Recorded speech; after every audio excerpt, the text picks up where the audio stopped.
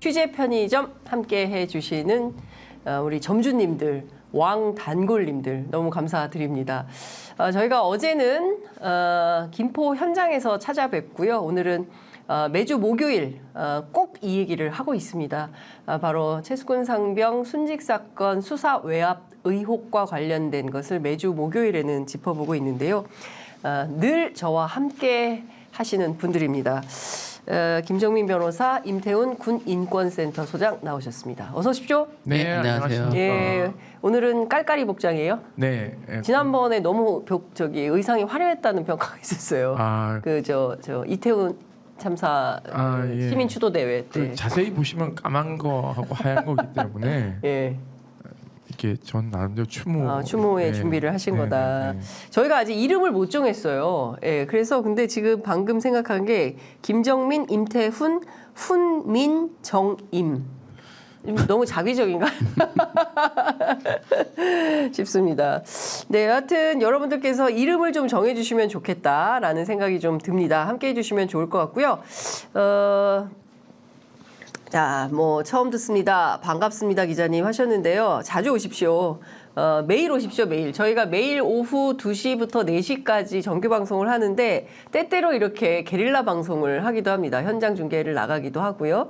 그래서 언제 틀지 몰라요. 그러니까 항상 대기하시면서 취재 편의점 함께 해주시면 좋을 것 같습니다. 어제 국회 국방위 전체 회의가 열렸는데 김 변호사님 주목해야 되는 점이 하나 나왔다면서요? 네, 굉장히 의미 있는 진술이 나왔죠. 김병지 의원께서 질문한 거에 대해서 해병대 부사령관 정종범 부사령관이 8월 달에 국회에 나왔을 때 했던 자신감 있는 모습이 아니라 네. 굉장히 얼버무리고 곤혹스러워하는, 전혀 곤혹스러운 내용이 없는데 네. 거짓말하는 거죠. 자, 보겠습니다. 해병대 부사령관이 어떤 태도로 나오는지 한번 일단 준비된 영상 화면 보고 저희가 계속 이어가겠습니다.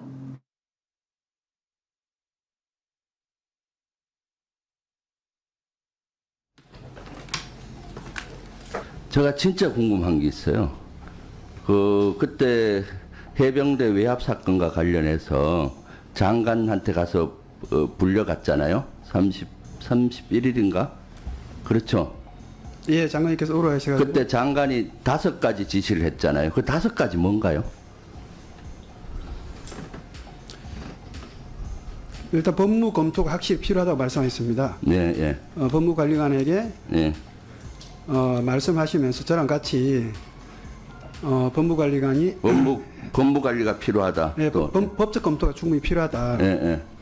그다음에 경찰과 이렇게 유가족들한테 충분히 설명을 해라. 예.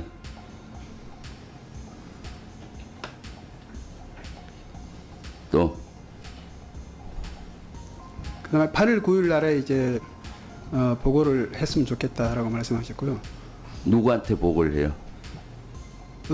장관님께 보고를 저희들이 장관님께 보고를 희망하는 날짜가 8월 9일로. 제 보고를 해달라는 거예요? 그러니까 법무 검토한 이후 법적으로 충분히 검토를 한 다음에 네. 그것에 대해서 보고를 받고 싶은 날짜가 8월 9일로 그렇게 저희 8월 9일 날. 예, 말씀하셨습니다. 예, 예. 해달라. 그러니까 그다음에- 출장 갔다 와서. 예, 예. 네, 또. 그 정도였습니다. 그래서 그럼 갔다 와서 사령관님한테는 어떻게 보고했어요? 사장님께 그대로 보고를 들었습니다. 그때 사령관님은 해병대 사령관님은 뭐라고 답변하던가요? 바로 저한테는 답변을 안 하셨고 네. 제가 사장님께 보고 드렸고 사령관님 별도 또 모여서 그 다음에 1사단장을 업무에서 배제했을 때 보직 해임 명령도 초안을 만들었잖아요. 그거는 지금 누구 명으로 만든 겁니까? 보직행 초안이 아니었습니다. 그럼 뭐였어요? 그때 잠시 파견에 관련 이제 분리를 해야 되기 때문에 네. 파견이 필요하다라고 말씀하셔서 네. 그것에 대한 내용이었어요. 그럼 파견 명령을 냈어요? 파견을 명령을 네. 했다가 취소를 한 줄. 그러니까 누구 명의로 내렸어요? 그 파견 명령은 사령관이 권한이기 때문에 사령관이 권한. 어디로 파견 명령을 내렸어요? 그때는 어디로? 그 해병대 사령부입니다. 사령부 정책위원으로? 그거는 정확히 어디 직책은 어디 없었고 분리 파견을 하는 것이기 때문에 해병대 사령부로 했었습니다.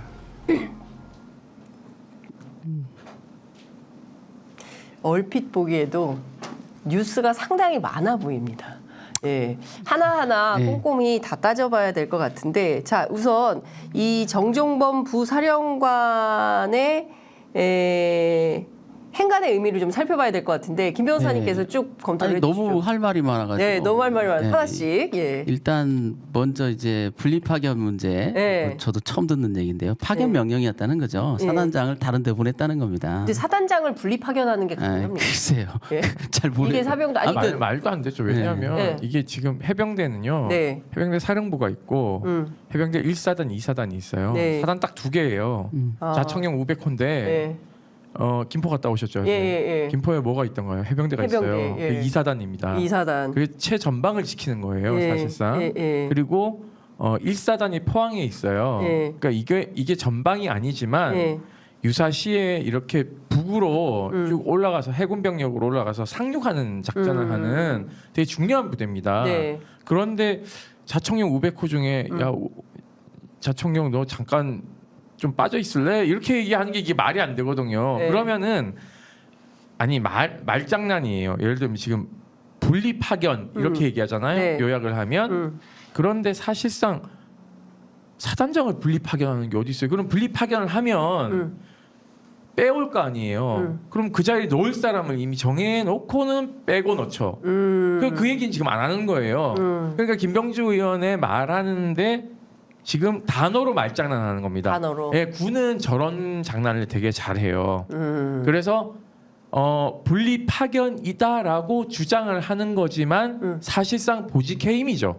아. 예, 보직 해임 말고는 사단장이 예. 주둔지를 떠나가지고 분리 파견 아니 무슨 그 장병들 인권 침해 피가해자 분리하는 것도 저런 식으로는 안 해요. 그러니까 저게 말이 안 되는 거죠. 그러니까 이제 보직 해임의 전 단계였다는 거죠. 이게 뭐 자기들 말을 따른다 하더라도 네. 분리 파견은 일단 보직 해임은 바로 시키기 어려우니까 사전 작업을 한다는 뜻입니다. 결국은 사단장은 그만두게 한다는 얘기예요. 그게 형식이 뭐냐의 문제일 뿐이지. 네. 자, 그러면 결제할 때 확신이 없었다는 사람이 15분 독대하면서 인사에 대해서도 저렇게 결제를 해줘요? 그게 말이 되나요? 일단 그 거짓말. 네. 아유 정말. 아니 이렇게 얘기해요. 예. 그 파견 명령 부서는 어디냐? 네. 그랬더니 해병대 사령부다. 네. 정확한 직책은 없고 분리 파견하는 것이기 때문에 네. 해병대 사령부였다라고 얘기를 해요. 네. 그러면은 사실상 보직 없는 투스타? 이 말이 안 되거든요. 그러니까 육군은 그런 게 있어요. 예를 들면 정책연구관 이런 그럼- 걸로 네. 자리를 이렇게 보직을 이동시키기도 해요. 그런데 보통은 장군들을. 예, 그렇죠. 예. 그러니까 왜 저기 한동훈 장관도 네.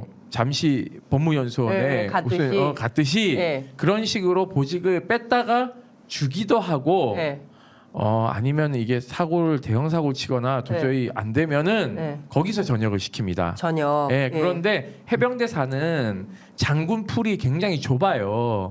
왜냐하면 사령관이 3스타고 네. 부사령관이 아까 계급장 보셨지만 2스타지 않습니까? 네. 그러면 2스타가 어디 또 있냐면 1사단장 예. 그리고 2사단장 그리고 전비태세 검열단장 뭐 이렇게 해가지고 몇 자리가 없습니다. 그러니까 여기서 돌려막기를 해야 돼요, 사실은. 예. 그러니까 사령부로 데려온다는 얘기는 예. 이거 무슨 의미냐면 부사령관으로 땡겨오고 부사령관이 1사단장 가는 거예요. 그러니까 마스 트레이드하는 방식이거든요. 그렇죠. 그리고 그 자체가 보직 해임이 아니라 그러면 혹은 보직 해임이 아니더라도 뭔가 사단장을 빼는 사단장을 교체하는 게 아니라면 분리 파견도 할 수 없는 거죠. 그래서 바로 그 다음에 했던 게 취소잖아요. 네. 파견 명령 취소냈어요. 그리고 그 국회에서 8월 25일 날 사령관이 한 얘기는 예.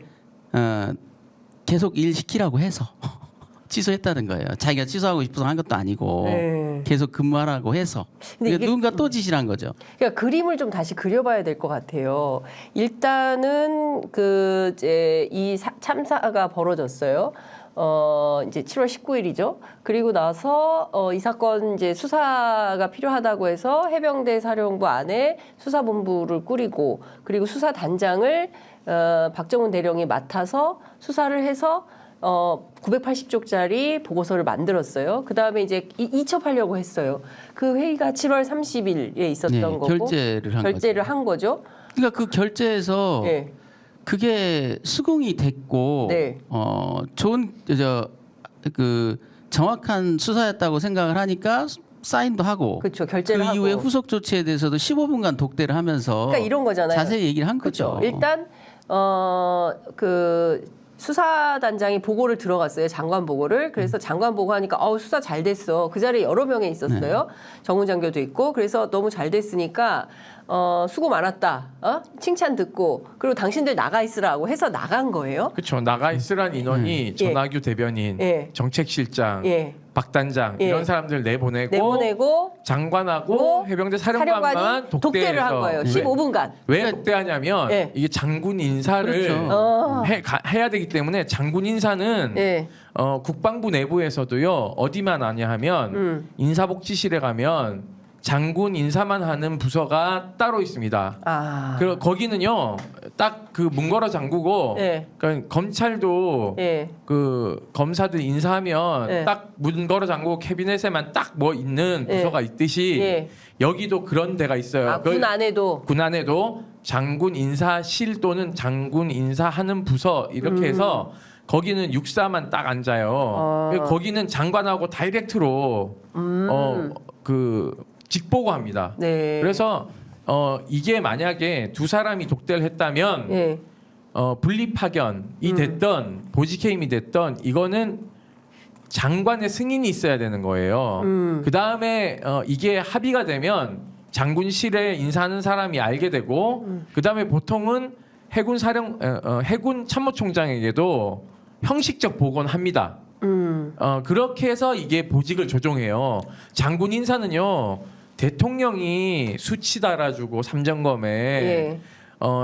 장군 인사를 내기 때문에 예. 이게 아무나 함부로 하는 게 아닙니다. 무슨 뭐 대령이나 이런 사람들은 보직을 마음대로 막 할 수 있지만 장군 인사는요 대통령의 소관 업무이기 때문에 장관이 특별하게 챙기기 때문에 굉장히 기밀을 요하는 겁니다, 사실은. 그러니까 네. 지금 왜 그 시기 그 독대를 지우려고 하냐면 군에서는 독대에서 인사에 관한 결정까지 났다고 치면 네. 자 인사에 관한 결정도 났지 국회 보고도 하기로 돼 있지 그렇죠. 언론 그 브리핑. 보도도 하기로 돼 있지 예. 그걸 바꾼다는 거는 단순 변심으로는 힘들지 않습니까?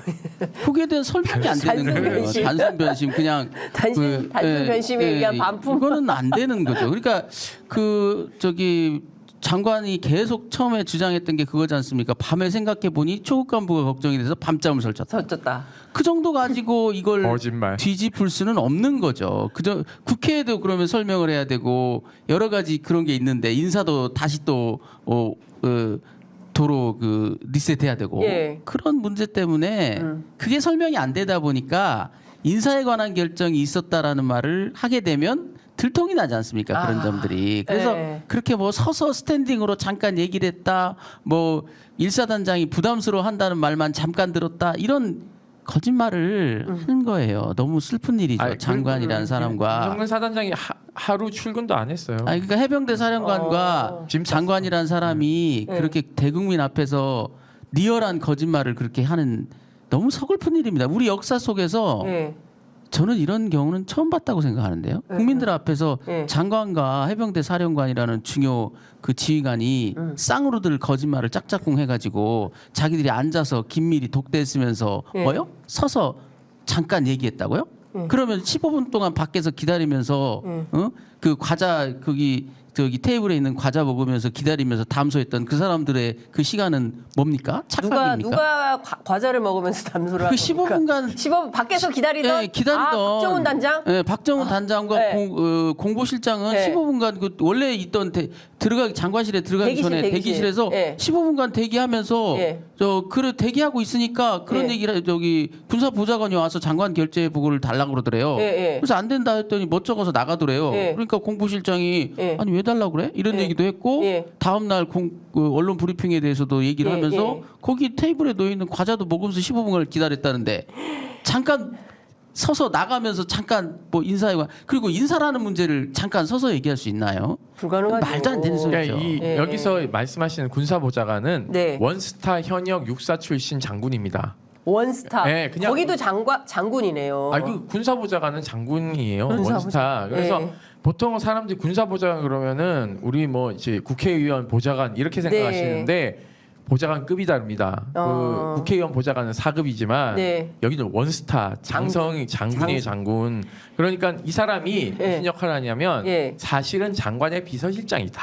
그렇죠. 그러니까 이 사람이 모든 걸 다 챙겨요. 그래서 우리 그때 어느 의원인지 기억이 안 나는데 김병주 의원이신가? 네. 찾아봐야 되는데요. 그 김병주 의원이실 거예요. 그 국방위에서 네. 문자 주고 받았죠. 누구랑 주고 받았습니까? 했을 때 다 군사보좌관이랑 주고 받았다. 그런데 사령관이 예, 예. 실토를 해요. 예. 그게 텔레그램 대화 내용이거든요. 문자가. 네, 문자가 정확하게는 텔레그램이에요. 예, 예. 그래서 그 텔레그램 내용을 살펴보면 예. 이 수사에 개입하는 내용들이 나와요. 예를 들면 형사 입건 그 사단장을 입건 그 주요 혐의자로 넣는 데 대해서 네. 이렇게 하면 어쩌냐 저렇게 하면 어떠냐에 대한 방안들을 서로 제시를 하는데 퇴짜 놓는 사람이 이 사람입니다. 군사보좌관. 예. 그러니까 나중에 이제 수사단장이 박 단장이 그 얘기까지 해요. 그러면 예. 그렇게는 혐의를 뺄 수는 없고 국방부 조사본부가 수사를 하는 게 어떻겠냐라는 제시 방안을 해요. 그러니까 이게 그 나중에 그러니까 이게 외압으로 비춰질 때 우려되는 지점에 대해서 써오라는데 거기 BH도 막 나오고 이러잖아요. 이번에 보면 그래서 거기에 등장하는 주요 인물이기도 합니다. 그러니까 이 사람이 계속 뭔가를 보자고 하는 것은 어차피 자기 장관 비서실장이니까 장관하고 교감을 하면 되지 않습니까? 그런데 그 사전에 그걸 자꾸 보자는 거는요. 그 윗선인 대통령실의 안보실인 자기 선배인 국방비서관 투스타 네. 그리고 임종득 2차장 네. 이 사람들하고의 교감이 있었을 개연성이 매우 저는 높다고 생각하고 있어요. 그렇군요. 그리고 자, 그럼- 어제 거기서 정말 핵폭탄을 터트린 게 8월 9일 얘기예요. 지금 그러니까 제가 그걸 좀 네. 여쭤보려고 했는데 지금 어찌됐든 이런 거예요. 그러니까 평범한 시청자들 입장에서는 이해를 돕기 위해서 제가 설명을 좀 드리자면 그러니까 이제 수사 보고서를 다 잘 만들어서 결재까지 끝나고 그러면 아무래도 이제 임성근 사단장을 포함해서 8명에 대해서 업무상 과실치사로 입건을 하게 되면 다른 사람들도 중요하지만 일단 사단장 문제가 크니 이거 비면 누구 채울까라고 해서 대안을 논의했던 게 그 15분간의 독대였던 거예요. 지금 확인한 내용을 보면. 그러면 자 독대를 통해서 그 뭐 분리파견이라는 얘기를 하고 있지만 이 정도까지 됐으면 사실상 정리가 된 판인데 갑자기 8월 9일 보고 얘기가 나오면서 뒤집어집니다. 그렇죠. 예. 그래서 정정범 사령관이 어제 그 질문에 대한 답변 태도를 보면요. 네.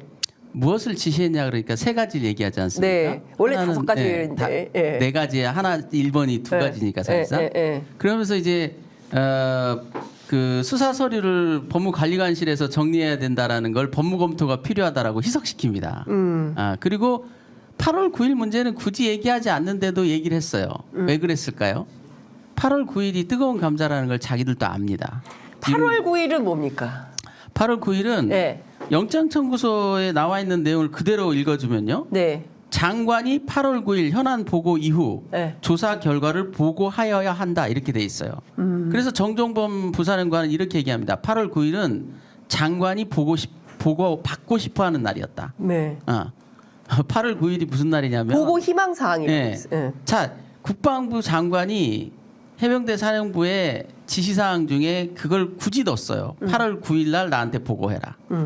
그런데 그 영장 청구서에 보면 8월 9일 날 보고하라는 뜻도 아니에요. 장관이 8월 9일 현안 보고한 다음에 조사 결과를 보고해야 된다. 장관은 8월 9일 날 누군가한테 보고를 하고 네. 그 이후에 너희들은 나한테 보고를 해라 이런 뜻이잖아요. 장관은 그럼 누군가에게 보고를 해야 됩니까? 그러니까 8월 9일이 무슨 날이냐면 네. 저희가 그래서 이 영장 청구서의 비밀 때문에 네. 많은 추적을 했는데 네. 밝히지 못했었거든요. 네. 그 부분을. 근데 8월 8일까지가 원래 예정된 대통령의 여름 휴가였다는 거예요. 8월 8일까지가 대통령의 휴가니까 네. 대통령 휴가 끝난 다음 날 그렇죠. 업무 보고 해야 돼요. 현안 보고가 아, 있죠. 현안 보고. 네. 그게 이제 대통령 일정이 발표된 건 7월 31일이래요. 네. 그러니까 이 그 지시 사항도 7월 31일 날 만들어진 거잖아요. 그렇죠. 그러니까 7월 31일 보고 이 지시 사항을 만들 때는 8월 9일 날 대통령 복귀일이었던 거예요. 근데 실질은 8월 8일을 휴가에서 빨리 돌아와 가지고 8월 9일 일정이 대부분 8월 8일로 옮겨가 버린 것뿐이지. 네. 8월 9일은 원래 대통령 복귀일이고 장관이 어쩔 수 없이 공백 기간 동안에 현안을 보고하는 날이란 말이죠. 예. 이 얘기는 뭐냐면 야 내가 대통령께 먼저 보고하고 너희들이 나한테 보고해야 된다. 예. 이 선호를 왜 지정해 주냐고요. 지정해 줄 이유가 하나도 없지 않습니까? 네. 그래서 이 8월 9일 얘기는 뭐냐면 대통령 개입에 대한 증거로 수사단 측 외에서 나온 최초의 증거다. 왜냐하면 지금까지 대통령 VIP 개입설은 수사단장이 들었고 해병대 사령관한테 네. 그 수사단장한테 다시 중수대장 이하 수사관들이 전해 들은 거거든요. 아직 수사단을 벗어난 곳에서는 인정하지 않고 있는 팩트죠. 근데 이게 바로 그 구속영장 청구서에 들어가 있는 네. 내용이거든요. 정종 저는 그렇게 변명할까봐 내심 우려했어요. 뭐냐면 8월 9일을 장관이 대통령한테 보고하는 게 아니고 네. 해병대 사령부가 장관에게 보고하는 걸로 희석시킬 거다라고 봤어요. 예. 예. 근데 그렇게 말하기에는 현안 보고라는 표현이 이상한 거예요. 예. 해병대 사령부는 예. 장관한테 현안 보고를 잘 안 해요. 그렇지 않습니까? 해군 내에서 하겠죠. 현안이 뭐가 있겠습니까? 예. 이 현안 보고라는 것은 대통령실에 대한 보고를 주로 안보실이나 대통령실에 대한 주기적 보고가 아닌 뭔가 비정기적인 보고를 할 때 현안 보고라는 표현을 한다는 거죠. 그래서 이 현안 보고라는 거는 장관이 대통령한테 하는 보고다. 그리고 이 구속영장 청구서에도 문법대로 해석하면 그래요. 주어가 약간 생략된 것뿐이지. 장관이 8월 9일 현안 보고 이후 이건 네. 뭐냐면 장관이 8월 9일 날 현안 보고한 다음에 이런 뜻이에요. 네. 그 이후에 조사 결과를 보고해야 된다. 누가 보고해? 예. 해병대가. 예. 누구한테? 장관한테. 예. 이런 뜻이에요. 장관은 누구한테 8월 9일 날 현안 보고를 하고 나서야 예. 그리고 나서 예. 너희들은 나한테 보고를 해야 된다라는 뜻이에요. 예. 그리고 구속영장 청구서에 보면 예. 또 그런 표현이 있습니다. 야, 근데 아. 김 변호사님 그거 한번 보여주세요. 시청자 여러분들께서 여기 한번 돌려서 형광펜하고 세상에 이거 누가 그렇게 꼼꼼하게 정리를 해놓은 겁니까? 이거는 박정훈 이제 단장이 박 단장님이 와. 코멘트한 거고요. 엄청나네요. 다시 보여주세요. 이렇게 다 구속영장 청구서에 언더라인 하면서 빨간 글씨로 형광펜 그으면서 와 네, 그렇죠. 저렇게 공부를 거의 검찰 네. 군 검찰을 네. 이렇게 첨삭하는 그 첨삭지도 수준의 지금 와 네, 그리고 이제 9페이지에 가면 그런 말이 있어요. 8월 9일에 장관님 보고하실 것이 있는 것 같아 보였다.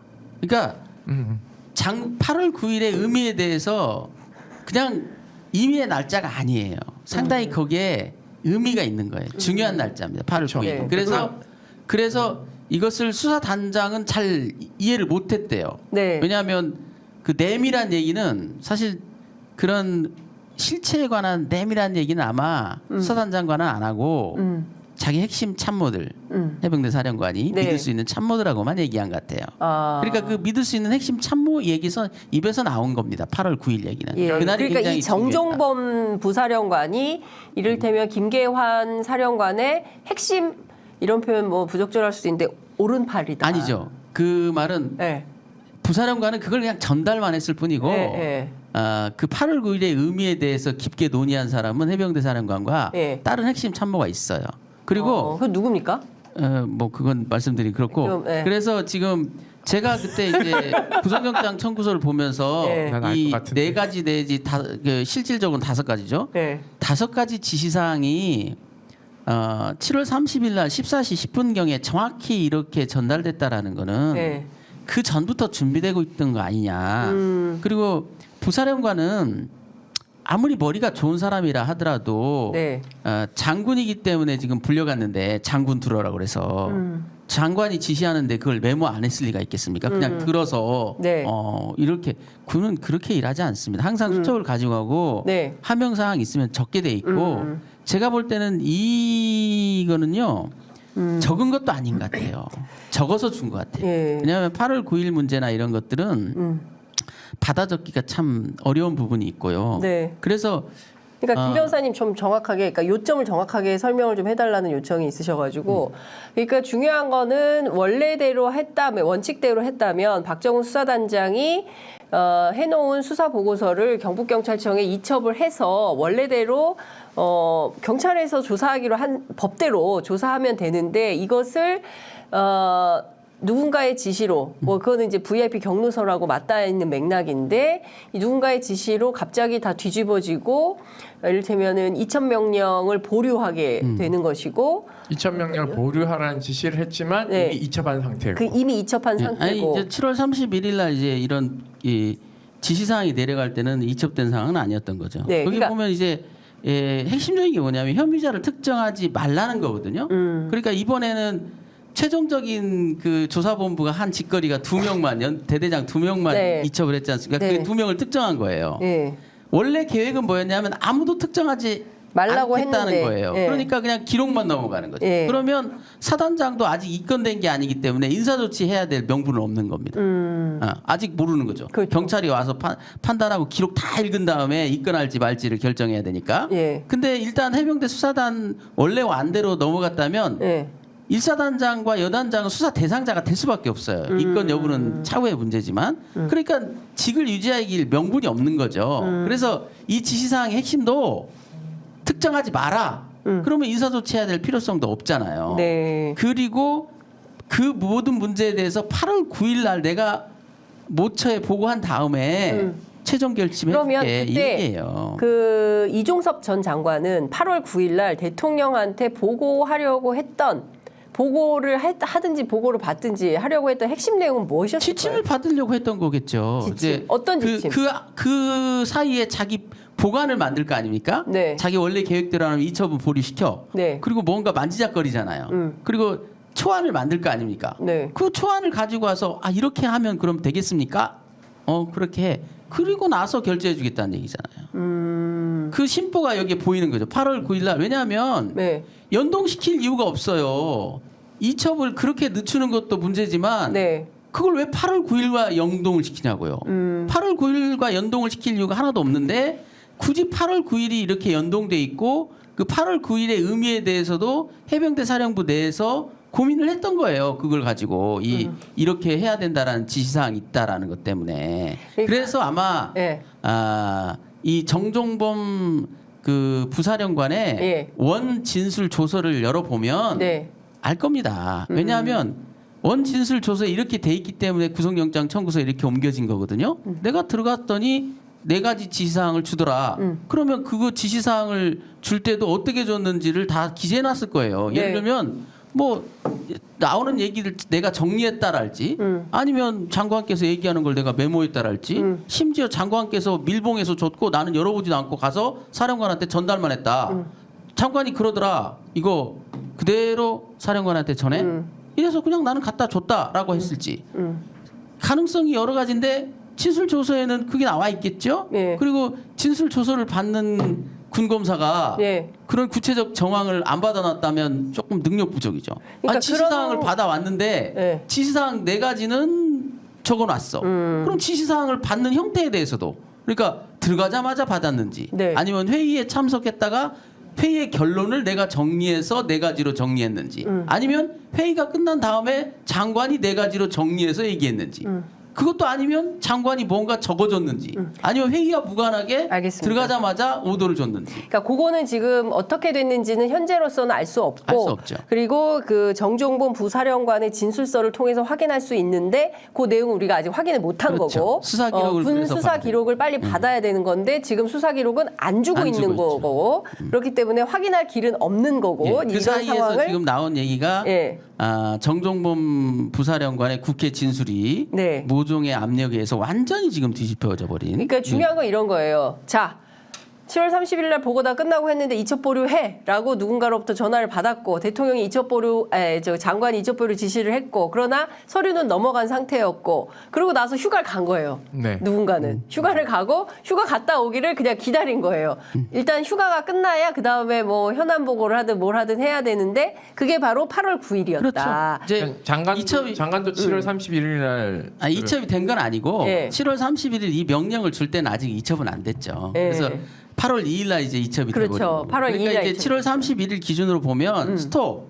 내가 보고하고 나서 너희들 또 최종 처리할 수 있는 거야. 네. 기다려 이거죠. 예. 그리고 대상자는 특정하지 마. 예. 기록만 넘겨. 예. 그다음에 일종의 가이드라인 같은 게 정확한 가이드라인이에요. 그리고 저기 지금 뭐 매체에서도 이미 다루고 있지만 언론 브리핑은 경찰에서 최종적으로 해야 된다.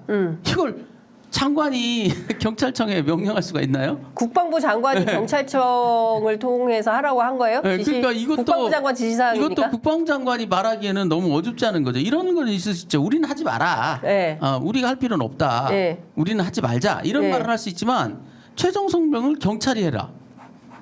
이것도 장관이 할 소리가 아니죠. 그럼 국방부 장관도 장관이. 누군가로부터 얘기를 들었으니까 언론 브리핑은 경찰에서 하도록 해라라는 말이 나온 거 아닐까요? 그래서 제가 이 네 가지 실질적으로 5가지는 네. 적어도 7월 30일 밤에 준비됐을 거라는 거예요. 아. 그래서 해병대 부사령관이 들어오자 밀봉해서 줬을 가능성이 매우 높지 않느냐. 혹은 밀봉해서 주지 않았다 하더라도 핵심 지시사항을 일목요연하게 딱 정리해서 준 거지. 회의에 들어가서 자기가 듣고 정리한 거다.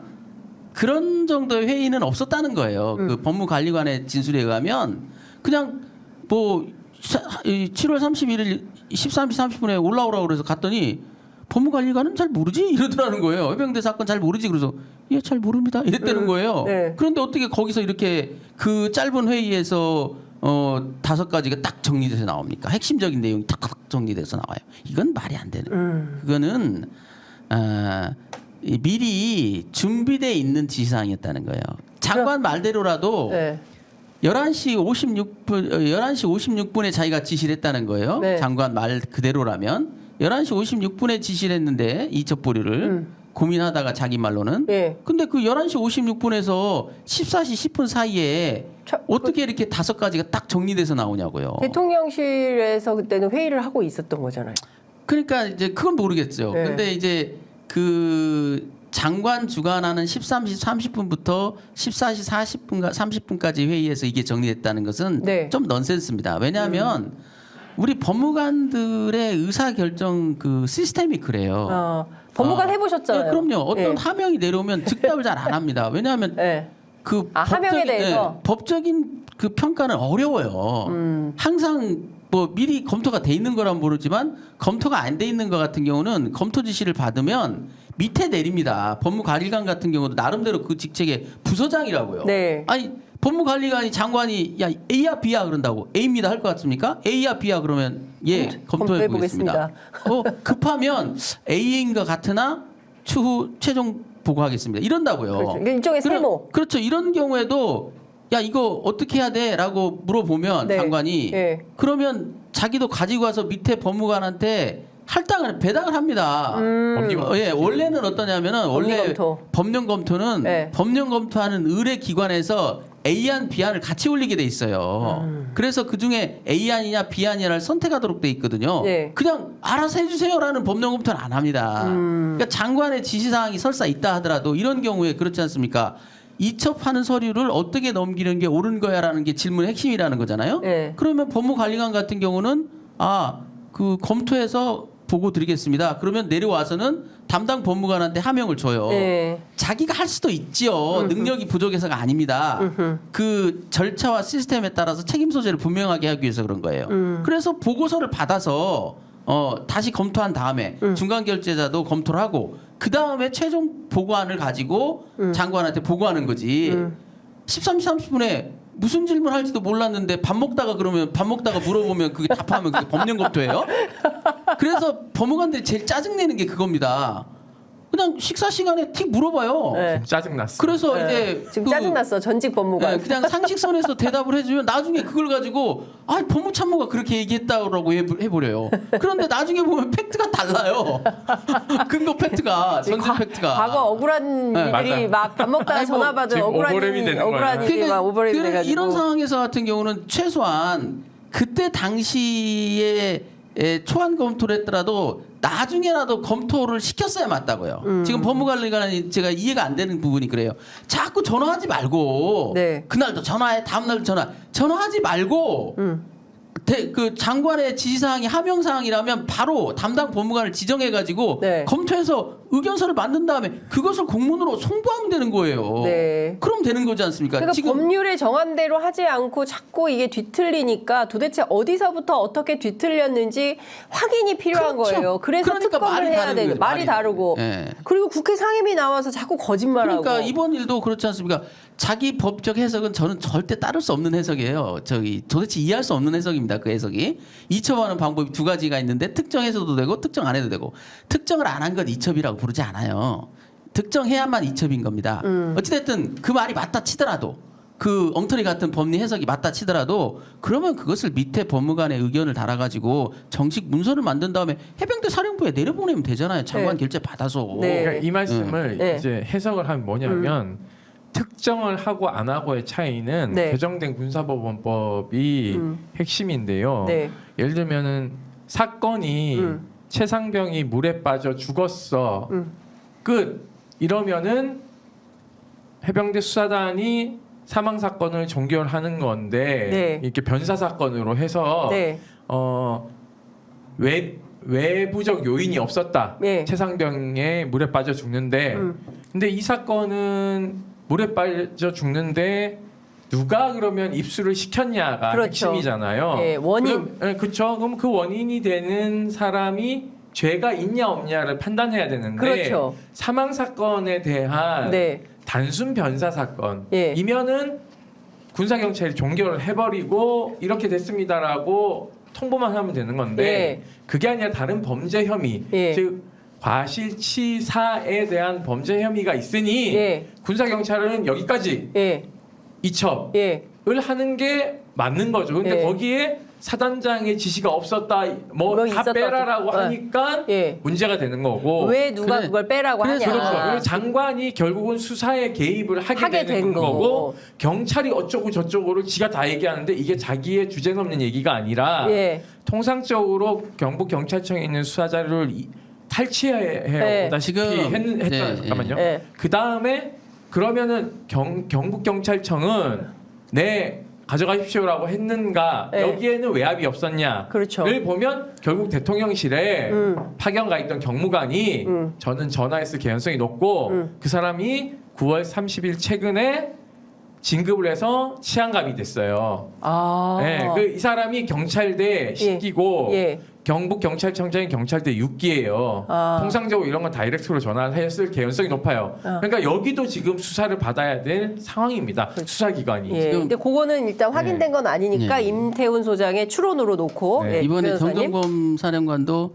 그 핵심 지시사항 중에 하나를 썩 뺀 게 그거거든요. 혐의 사실을 특정하지 말라는 말. 그것은 법무관리관의 의견이었지 장관의 지시사항이 아니었다라고 지금 태세 전환을 했거든요. 네. 법무관리관의 줄기찬 주장은 그겁니다. 자기는 군사법원법 법령 해석을 전달했고 그 해석의 핵심은 뭐냐? 이첩하는 방법은 특정해서 보낼 수도 있고 특정하지 않고 보낼 수도 있다.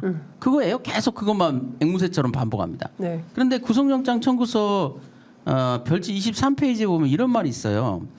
해병대 사령관이 법무관리관과 마지막 통화 장면입니다. 그 해병대 사령 법무관리관이 네. 우리가 혐의자는 예단해 줄 필요가 없고 따라서 혐의자를 특정 짓는 것이 맞지 않다. 그리고 나서 더 골 때리는 말도 해요. 우리가 조사한 것에 대한 평가를 받을 필요는 없다. 이 얘기가 여러분 이 얘기를 들으면 특정해도 되고 특정 안 해도 되고라고 읽히십니까? 특정하면 큰일 난다고 읽히십니까? 국어를 아는 사람이면 네. 이건 특정하면 큰일 납니다 이런 뜻이잖아요. 네. 우리가 경찰한테 평가받습니다. 네. 그 거짓 지금 속이는 겁니다. 해병대 사령관이 법률 전문가가 아니니까 네. 속이는 거예요.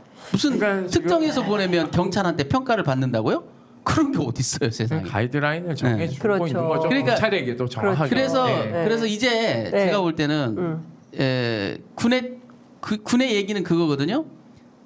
혐의자를 빼라는 말은 장관 지상이 아니고 법무관리관의 의견이었을 뿐이고 네. 법무관리관의 의견도 혐의자를 빼야 한다가 아니라 혐의를 뺄 수도 있고 안 뺄 수도 있다라는 얘기였다라는 거거든요. 근데 이렇게 해도 되고 저렇게 해도 된다라는 말에 반증은 해병대 사령관이 분명히 이렇게 얘기하고 있어요.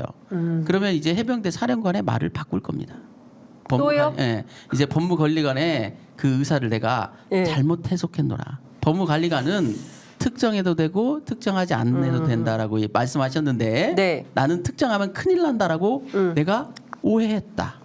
이렇게 말하겠죠 이제. 근데 하여튼 지금 벌어진 상황에 대해서 평가를 해보자면 오늘은 이제 주로 어제 있었던 국회 국방위원회에서 나왔던 정종범 부사령관의 입을 통해서 확인된 이제 팩트들에 대해서 저희가 이제 얘기를 해보고 있는 상황인데요.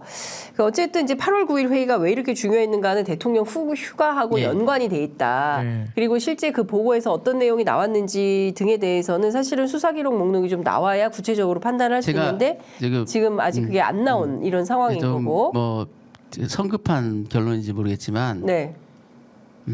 이 사건에서 대통령 개입이 사실이고 그것이 밝혀진다면 첫 번째 단추는 해병대 사령관이 나와가지고 안보실 2차장이 전화했노라는 폭로를 해버린 거고요. 네. 두 번째 단추는 이 8월 9일 날 회의에 대해서 이번엔 부사령관이 나와서 네. 장관이 그날 보고받고 싶어했다.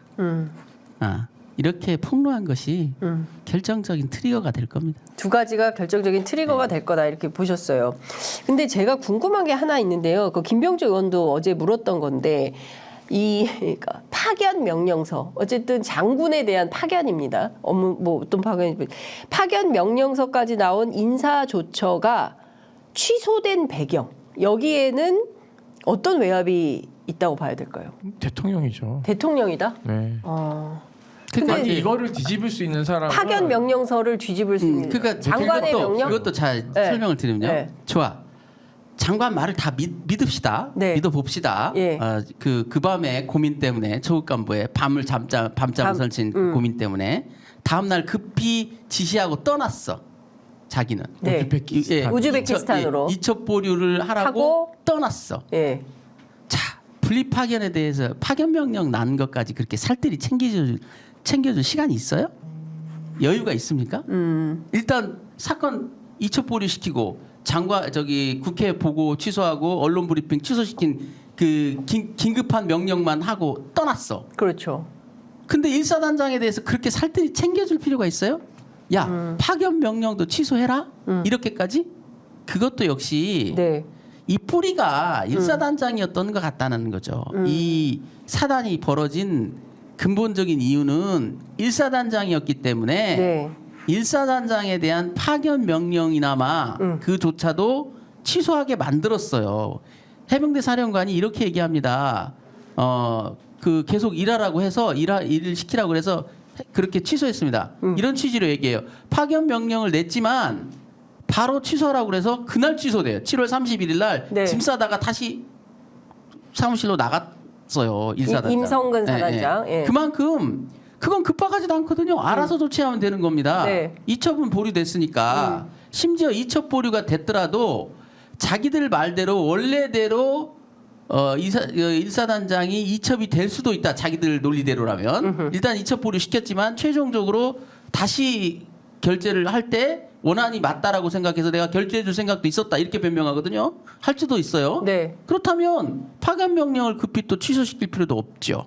왜냐하면 자, 그러면 제가 그 임태훈 소장한테 좀 물어보고 싶은데 군 안에서 통상 이런 파견 명령서를 냈다가 취소하는 사례가 왕왕 있습니까? 저는 처음 봤습니다. 군인권센터 몇 년 하셨어요? 저희가 원래 14년. 14년 만에 처음 보는 일이에요. 네. 그리고 네. 장관 입장에서는요. 예. 그러니까 우리가 봤을 때는 임성근 사단장 투스타 뭐 이렇게 해서 크게 보이잖아요. 네. 장관 입장에서는 장군이 대한민국 장군이 한 400명 뭐 더 줄었을 수도 있는데 한 뭐 370명 이렇게까지 얘기하는데 네. 문제는 그 많은 장군들의 숫자에서 네. 임성근 잘 모를 수도 있어요. 장관 입장에서는. 그러니까 주요 정군 지휘관 회의하면은 별들이 쫙 다 뜨는데 네.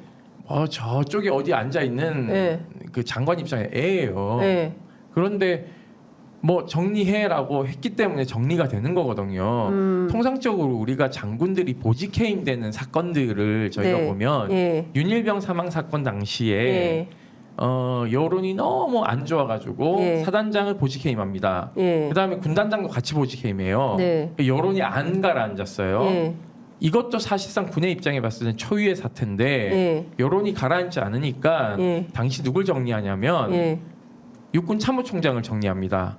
보직해임해, 그러니까 직위해줘, 그냥 잘라버려요. 예. 그래서 이 사람은 그냥 전역합니다, 졸지에. 예. 그렇기 때문에 장군 인사라는 것이요 한 번 결정이 되면 보통은 끝나는 거지 이렇게 리턴해서 되돌려지는 거는 네. 이걸 할 수 있는 사람 딱 한 명입니다. 대통령. 대한민국에. 그러니까 예. 이런 사태에 대해서 다른 측면에서 이렇게 생각을 해보면요, 이게 군령이 무너진 거예요. 왜냐하면 군정 체계가 무너졌다는 게 뭐냐면 해병대 사령관의 입장에서 한번 생각을 해봅시다. 수사단의 결과 보고를 토대로 해가지고 내가 결심을 했어. 그래서 인사 보관까지 만들어서 후임은 이렇게 하겠습니다라고 보고를 했어. 네. 해병대 사령관 입장에서는 일사단장한테도 미리 언지를 줬을 겁니다. 네. 야, 미안하게 됐다. 어찌 됐든 간에 이 정리를 할 수밖에 이 없겠다. 사건이 이렇게 됐으니 어떡 하겠냐. 네. 마음 추스리고 잘 하자. 네. 그렇게 다 정리됐어요. 예. 그래서 사인해서 이제 인사조치까지 파견 명령까지 냈어요. 냈어요. 갑자기 뒤집혀요. 이거는 군에서 굉장히 금기시하는 겁니다. 뭐냐면 자기 직속 상관을 건너뛰어서 네. 압력을 행사하는 것은 군기문란행위라고 보고 있어요. 자, 이 사건의 같은 경우에 이제 일사단장 해병대 사령관이 봤을 때 일사단장이 어때요? 내가 쉽게 말하면 사표 받은 사람이야. 네. 미안해 하고 사표 받았어. 그랬더니 네. 미안해 도로 내놔 이런 거예요. 그러니까 그러면 이게 이제 누가 상관 이 사건에서 누가 상관입니까?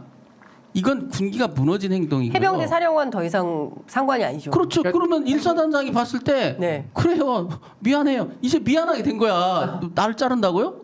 당신이나 잘려. 이렇게 된 거예요. 와. 이거는 군에서는 있어서는 안 되는 일입니다. 설사 이걸- 그 판단에 약간 오류가 있었어도 그 해병대 사령관의 그 판단을 존중해 주는 게 우리 군대 문화였던 건데 그걸 흔들어 버렸다. 엉망진창이 돼버린 거죠. 예. 그러니까 임 이제 소장님. 보통 군정권, 군령권 그러면 일반인들이 잘 모르니까 네. 군령권은 작전에 관한 것이라서 병력 이동과 병력 배치, 전투를 할 때, 그러니까 네. 대전, 예. 그러니까 전쟁이 벌어졌을 때 예. 전쟁을 치르는 사람은 예. 합참의장이에요. 예. 그래서 이 사람은 인사권은 없어요. 군령권만 군령권만 있고 예. 군정권은 통상적으로 각군 참모총장들에게 위임되어 있죠. 예. 그 다음에 그것을 하는 사람이 장관이에요. 그리고 최종 결정권자가 대통령이 되는 네. 것이고요. 그래서 통상적으로 이 TV 이렇게 보면 네. 뭐 중동에 전쟁이 일어났을 때 오바마 대통령이 참모들하고 그 개전 상황을 보면서 작전을 할 때 네. 대통령이 누구에게 자리 내주나요?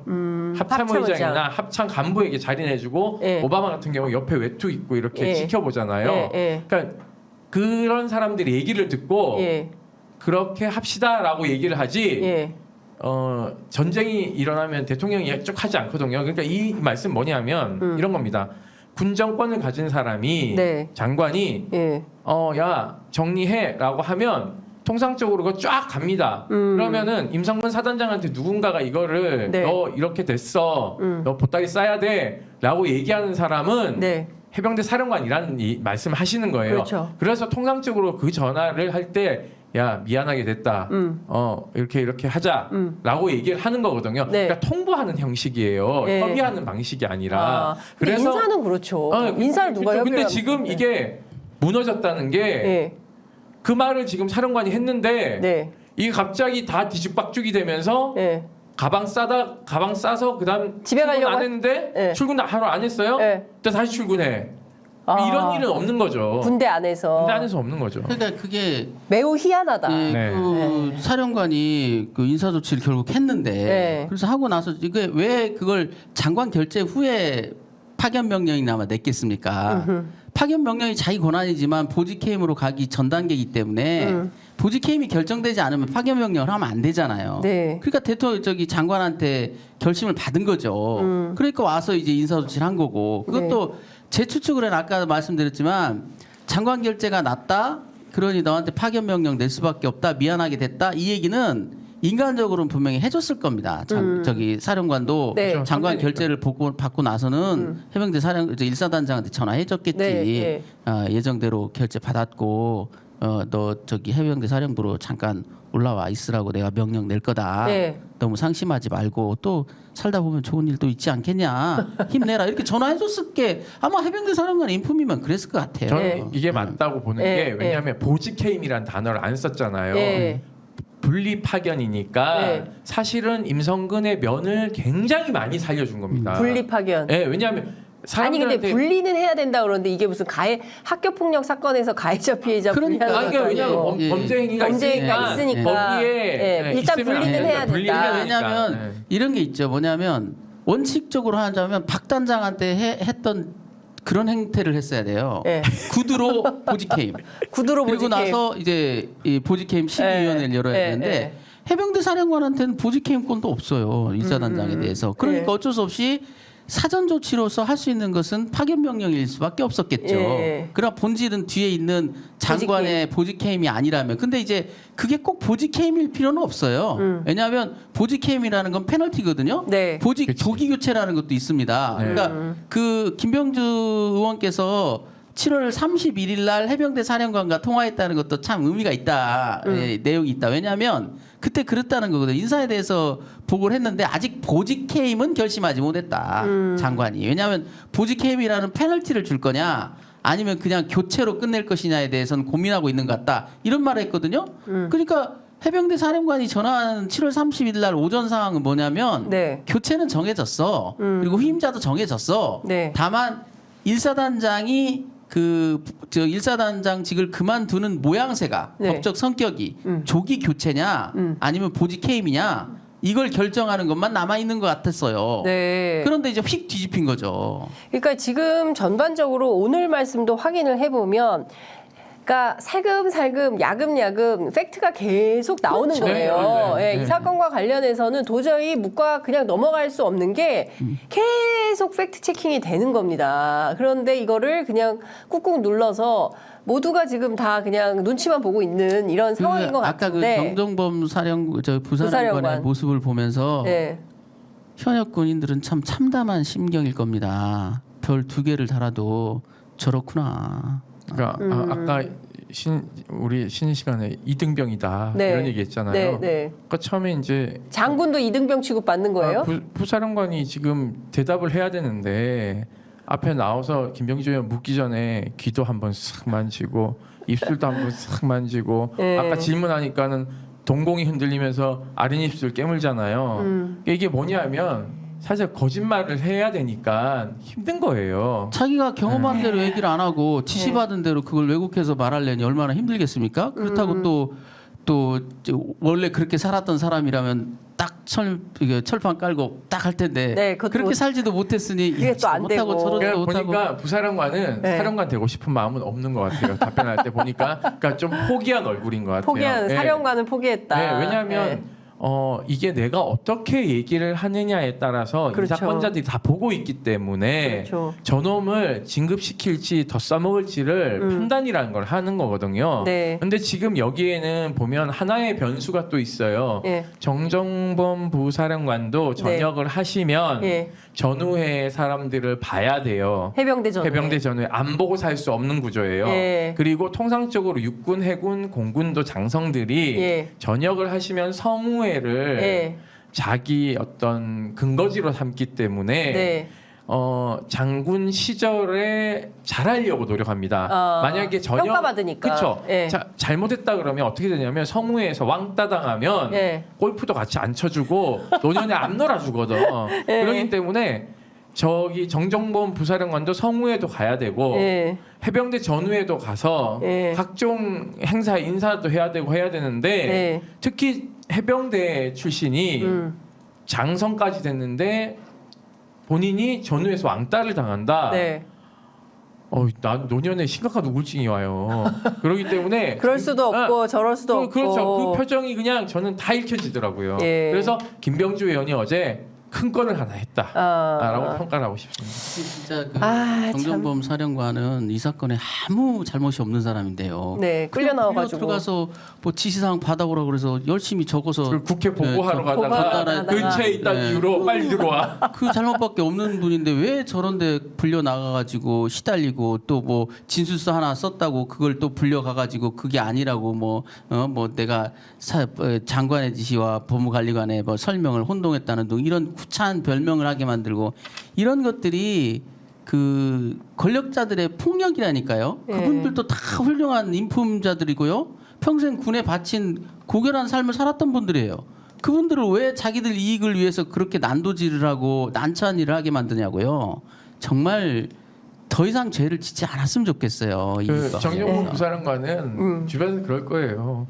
정말 운이 없으신 것 같습니다. 왜냐하면 그러니까요. 국회 보고만 안 갔어도 여기에만 없었어도 그러니까요. 사령부에만 있었어도 예. 야 들어와 소리를 안 하거든요. 그러니까. 근데 본인 입장에서는 들어가서 굉장히 긴장해서 다 메모를 했을 거고 왜냐하면 부사령관이 네. 장관을 만날 일은 잘 없습니다. 그러니까 주로 이제 장관하고 만나서 회의하는 사람은 육군 참모총장, 해군 참모총장, 공군 참모총장 그리고 삼성 장군 중에 서열이 가장 높은 해병대 사령관 네. 이렇게 해서 네다섯 주요 명. 요렇게 주요 회의에 들어오거나 합참의장까지 예, 예. 요렇게 회의를 해요. 통상적으로 이제 뭐 군인복무정책심의위원회 제가 위원을 해봤지만 장관이 위원장이거든요. 그러면 주요 이제 관계자들 그렇게까지 딱 들어오기 예. 때문에 부사령관이 예. 장관이랑 그렇게 마주볼 독대해서 일이 없다. 거의 없죠. 예. 그러니까 사령관이 해외 출장 중이거나 예.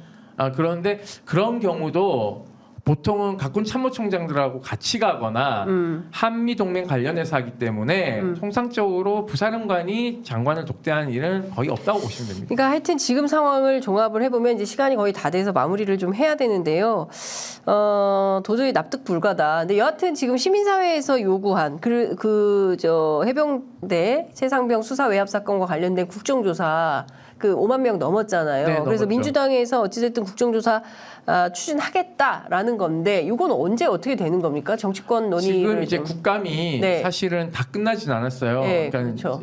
그 겸직상임위원회인 예, 예. 여가위하고 네. 운영위원회 운영위도 남아있고. 운영위도 지금 해야 될 것들이 정보위도. 있죠. 대통령실도 그렇죠. 국감을 해야 예, 되고 또 국가인권위원회도 해야 되고 여가부도 네. 지금 여가부 장관 공석이기 때문에 예. 아마 여가부도 중요한 부서이기 때문에 지금 이게 다 끝나야 예. 그러니까 국정조사에 대한 드라이브를 걸 수 있을 텐데 예. 지금 뭐 걸긴 걸어야죠. 그래서 저희도 내부적으로 어떤 방식으로 할지 오늘 회의를 해요. 아하. 그래서 오늘 회의를 통해서 어떤 식으로 아마 이거는 지난번 이태원 참사 국조 때도 민주당이 밀어붙여서 통과시켰기 때문에 네. 이것도 뭐 무난히 통과돼서 이제 시기는 이제 11월 네. 이 예산 국회니까 네. 예결위가 내일 또 네. 열리죠. 네. 그렇기 때문에 예결위의 시간이 조금 지나야 되지 않을까. 그래서 12월 달 정도로 전망을 하고 있는데요. 최상병 관련된 수사 외압은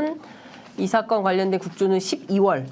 제가 이제 빠르면 예상하는 게 네. 12월이지 않을까라고 생각을 하고 있는데요. 그렇군요. 상황을 조금 지켜봐야 되는 저희도 이제 그러니까 입법부에 대한 전략을 짜야 되니까. 알겠습니다. 예. 최상병 사건 관련해서는 모든 국민들이 관심을 갖고 있고요. 특히 이제 박정훈 단장의 수사 외압 사건의 실체가 뭐냐는 이제 계속 기자들도 추적하고 있고 또 시민단체도 그렇고 정치권도 마찬가지인 것 같습니다. 오늘 계속 나오고 있는 얘기 중에 하나가 수사기록 목록 언제 나오냐 이런 건데 이거는 어떻게 해야 받아서 못 짜고 있는 것 같던데 보니까. 네? 못 짜고 있어요? 진짜 이런 목록을 못 짜고 뭘 주고 뭘 뺄지 몰라서 아니, 지금 이제 헤매는 증거 것 기록 같은데. 목록 법원에 내는 네. 증거 기록 목록을 가지고 이제 또 뭘 넣고 뭘 빼려는지 왜 이 사건을 이렇게 뭘 넣고 뭘 빼는지 그러니까 고민돼요. 임의로 빼고 넣고 네. 빼고가 너무 자주 그냥 하던 대로 하면 되지. 벌어져가지고 원칙대로 하면 범죄를 다 되는데 지금 저지르고 있어요. 그러니까 진짜 답답하다는 생각이 좀 듭니다. 그래서 뭐 특검으로 밝힐 수밖에 없다는 생각이 좀 듭니다. 왜 안 주는지는 아시겠죠? 김정인 변호사님이 오늘과 같이 이렇게 나와가지고 막 문건 꼼꼼하게. 가면서 막 주석 따라가지고 막 할까봐 겁나는 겁니다. 겁나서 못 예. 주는 거예요. 예. 예. 지금 빨간 펜 그 변호사님이 기다리고 있어가지고 못 주고 있다 이렇게 봐야 될 것 같습니다. 저 기다리다가 다 밝혀질 것 같아. 그러니까 재판은 지금 어떻게 되고 있습니까? 재판 그 증거 목록조차 안 내고 있으니 언제 기일을 잡힐지. 잡아요? 이거 어떻게 되는 거예요? 최대한 늘어뜨릴 거예요. 총선 끝나고 수사할 작정이겠죠. 뭐. 야, 그럼 너무 심한데요. 그리고 그 어떻게 됐습니까? 그 보직 박단장 보직 관련된 위원회. 지금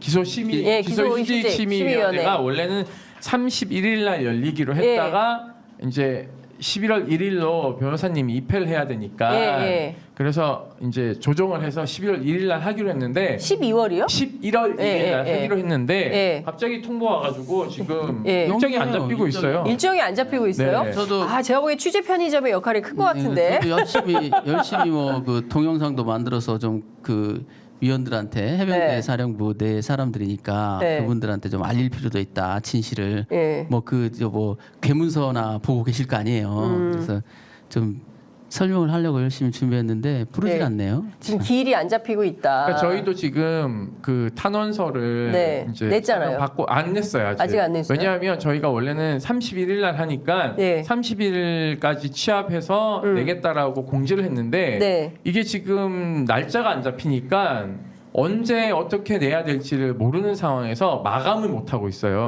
그래서 저희도 이제 그 숫자를 한 지금 그때 집계했을 때가 25,000이었거든요. 네. 30일 날. 네. 그러니까 저희도 막바지에 날짜가 잡혀야 여러분 이날 잡혔습니다. 며칠까지 빨리 다 해주세요. 주세요. 이렇게 호소를 해야 되는데 지금 시민들이 네. 전화를 주셔서 네. 지금 해도 돼요? 라는 전화가 많이 오고 있어요. 그래서 저희가 그 마감이 되면 그 문을 닫아버리거든요. 예. 서명을 못하게. 그러니까 열려 있으면 예. 언제든지 하시면 서명은 된다. 할 수 있다. 예, 하시면 된다. 주변에 많이 알려주시면 되고 군인권센터 홈페이지 들어오시면 네. 링크가 있습니다. 알겠습니다. 박 단장은 어떻게 지내십니까? 뭐 계속 만나고 계시죠? 통화도 하시고. 뭐 월요일에도 받고 이렇게 여러 좀 상의도 좀 했고 오늘도 지금 오후에 네. 만나서 좀 일정이 있거든요. 우리 네. 재판 준비 열심히 하고 있습니다. 재판 예. 준비 열심히 하고 예. 있고 박 단장도 차분하게 네. 팩트가 중요하니까 팩트를 잘 발굴해서 아까 이제 제가 15분 독대 시에 어디서 기다렸느냐, 네. 누가 무슨 얘기를 했느냐, 예. 그건 왜냐하면 물어보지 않으면 예. 잘 그게 중요하다고 생각을 잘 안 하거든요, 사람들은. 그렇죠. 근데 예. 이제 저는 이제 이 업무를 많이 하기 때문에 항상 진술의 신빙성 그 전후 정황이 맥락. 서포트 돼야 된다. 그래서 예. 이제 그걸 물어봤더니 이제 왜 묻는지 처음에는 의아한 거죠. 예. 거기서 누구하고 무슨 얘기를 했는지. 예. 근데 그 누구하고 무슨 얘기를 했느냐가 시간을 확보해 주잖아요. 그 시간 동안 기다리고 있었다라는 아하, 증거가 되니까. 그렇죠. 그래서 그러한 자세한 진술을 좀 확보하기 위해서 지금 노력을 많이 하고 있고 지금 오늘 또 그 이제 그 일과 관련해서 지금 전문가 상담을 좀 예약해 놓고 있거든요. 그렇군요. 그래서 뭐 결국 팩트가 예. 우리가 뭐 진실을 얘기하고 있기 그렇습니다. 때문에 뭐 저 개인적 입장에서는 뭐 이 사건은 뭐 자신 있다. 잘될 것이다. 그래서 변호사님이 이 사건 자신 있다. 이렇게 그리고 예, 이제 원사이드하게 이길 수 있다. 지금 나오는 팩트가 이미 8월 9일이 나왔잖아요. 예. 예, 안보실 2차장이 나왔을 때 제가 굉장히 그게 전환점이다라고 말씀을 드렸듯이 예. 이제 8월 9일이 나왔는데 뭐 더 예. 크게 외압설이 그 허무맹랑하다라는 주장은 이제는 어렵겠죠. 하기 어렵다. 안보실 2차장 얘기 나와서 그런데요. 네. 지금 그만두시고 어디 가 계신지는 아시죠? 어디가 계세요? 경북 영주 출마 준비하고 있습니다. 제 고향. 에? 예, 거기 전세집도 얻으셨고 예. 열심히 지금 공천, 출마 준비를 예, 한다고요? 그 공천 받으시려고 예. 예, 출마 준비를 우병우하고 아마 이제 맞붙을 것 같은데요. 예. 재미난 격전지가 될 것 같아요. 참나. 지금 이 사건 마무리도 안 되는데 벌써 출마 준비부터 하고 있으면 어떡하자는 겁니까? 갑옷을 입어야 되니까요. 세상에. 어쨌든 저희가 장윤선의 취재 편의점에서는 최상병 순직 사건의 수사 외압 의혹과 관련해서 매주 추적한다. 매주 뉴스를 업데이트한다는 원칙을 갖고 있습니다. 하여튼 오늘도 말씀 잘 들었습니다. 다음 주에도 또 기대를 해보겠습니다. 오늘 말씀은 여기까지 듣도록 하겠습니다. 감사합니다. 감사합니다. 네, 저희가 오늘 오전에 일정 때문에 갑자기 이제 생방송을 하게 됐는데요. 광고 말씀 좀 드리고 마무리할게요. 곧 이어서 11시부터는 이재명 더불어민주당 당대표의 기자회견 저희가 라이브로 생중계로 보내드릴 예정이고요. 그리고 오후 3시에 박정훈 대령의 친구들이죠. 해병대 사관 81기 전우회 귀신 잡는 해병이 드디어 편의점에 오늘 오세요? 예, 오늘 오십니다. 그래서 예. 저한테 전화 왔나 보네요. 예, 라이브 방송을 하니까요. 요때도 여러분들 시청자분들 많이 함께 해주시면 감사하겠습니다. 저는 오후 3시에 다시 찾아뵙겠습니다. 함께 해주신 여러분 감사합니다. 고맙습니다. 예, 감사합니다. 고맙습니다.